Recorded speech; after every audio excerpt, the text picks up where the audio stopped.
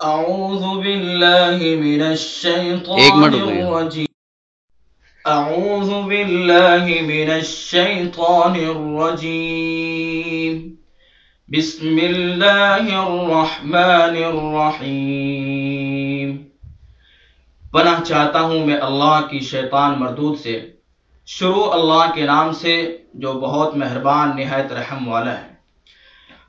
الرحمن علم القرآن خلق الانسان علمه البیان۔ رحمان نے سکھلایا قرآن، پیدا کیا انسان اور پھر سکھلایا اس کو بات کرنا۔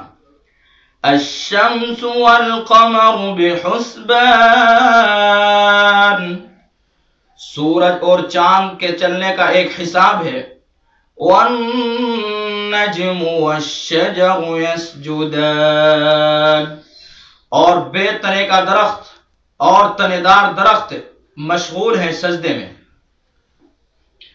گرامی قدر سامعین، سورہ رحمان کی یہ 6 آیتیں آپ حضرات کے سامنے تلاوت کی گئی۔ پوری سورت کے اندر، اس سورہ رحمان کے اندر اللہ رب العالمین نے اپنی بے شمار نعمتوں کو بیان فرمانے کے بعد بندوں کو اپنی طرف متوجہ فرمایا ہے۔ من جملہ ان تمام نعمتوں کے جو اللہ نے اپنے بندوں پر جو نعمتیں برسائی ہیں، ان تمام نعمتوں میں سے ایک سب سے بڑی اور سب سے عظیم الشان نعمت قرآن کریم ہے۔ اللہ نے قرآن کریم نازل کیا اور اپنے بندوں کو قرآن کریم کی تعلیم دینے کے بعد، قرآن کریم کو سکھانے کے بعد اور اس کے احکام کو بیان فرمانے کے بعد اس پر ایمان لانے کا حکم دیا گیا۔ اس پر ایمان لایا جائے اور ایمان لانے کے بعد اس کی تعلیم حاصل کی جائے اور پھر اس کی تعلیم کو حاصل کرنے کے بعد اس کے بتائے ہوئے راستے پر چلا جائے۔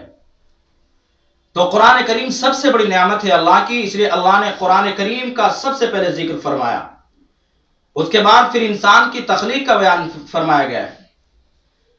اب ہم یہاں اندازہ لگائیں اور غور کریں کہ اللہ نے قرآن کریم کا ذکر پہلے کیا ہے اور انسان کی تخلیق کا ذکر بعد میں کیا ہے۔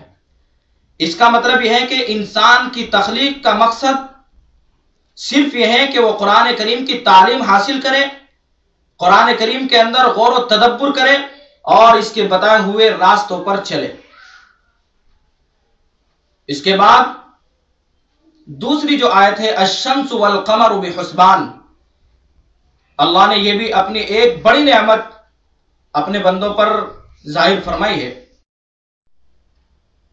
اعوذ باللہ من الشیطان الرجیم بسم اللہ الرحمن الرحیم۔ پناہ چاہتا ہوں میں اللہ کی شیطان مردود سے۔ شروع اللہ کے نام سے جو بہت مہربان نہایت رحم والا ہے۔ الرحمن علم القرآن خلق الانسان علمه البیان۔ رحمان نے سکھلایا قرآن، پیدا کیا انسان اور پھر سکھلایا اس کو بات کرنا۔ الشمس والقمر بحسبان، سورج اور چاند کے چلنے کا ایک حساب ہے۔ والنجم والشجر يسجدان، اور بے تنے کا درخت اور تنے دار درخت مشغول ہیں سجدے میں۔ گرامی قدر سامعین، یہ سورہ رحمان کی ابتدائی 6 آیتیں تلاوت کی گئی۔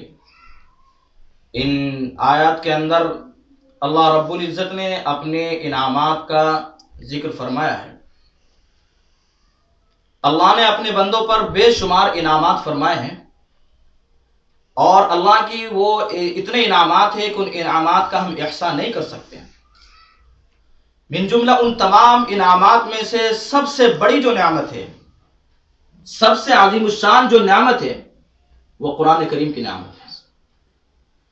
اللہ نے قرآن کریم نازل کیا اور اس کو نازل کرنے کے بعد اپنے بندوں کو حکم دیا، قرآن کریم کے احکام دیے کہ قرآن کریم کی تعلیم حاصل کی جائے، اور قرآن کریم کی تعلیم حاصل کرنے کے بعد اس کے بتائے ہوئے راستے پر چلا جائے۔ تو قرآن کریم سب سے بڑی نعمت ہے اللہ کی۔ اس کے بعد پھر انسان کی تخلیق کا ذکر ہے، انسان کو پیدا کیا۔ انسان کی تخلیق یہ خود ایک بڑی نعمت ہے، لیکن ہم اگر غور کریں کہ اللہ تعالیٰ نے انسان کی تخلیق پر قرآن کریم کی تعلیم کو مقدم کیا ہے۔ علم القرآن خلق الانسان، سب سے پہلے کہا ہے علم القرآن، کہ ہم نے قرآن کریم کو سکھلایا۔ اس کا مطلب یہ ہے کہ انسان کی تخلیق کا مقصد قرآن کریم کی تعلیم ہے، تاکہ قرآن کریم کی تعلیم حاصل کی جائے اور اس کے بتائے ہوئے طریقوں پر زندگی گزاری جائے۔ تو ایک بہت بڑی نعمت ہے۔